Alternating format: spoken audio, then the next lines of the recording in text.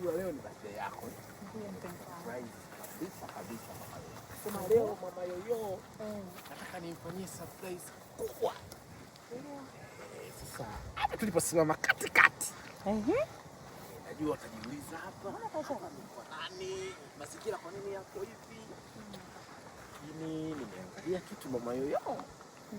Najua nahitaji ufanye kitu kikubwa kwenye maisha yetu. Kwa hiyo naona kuanzia pale kwenye ile nguzo. Unakuja kwenye nguzo ile. Unaenda hapa pale kwenye ule mti. Kule. Alafu unarudi tena mpaka kule. Kule kote. Kwanza sasa hivi. Kuanzia kule. Kule. Hiyo hapa kote ni kwako.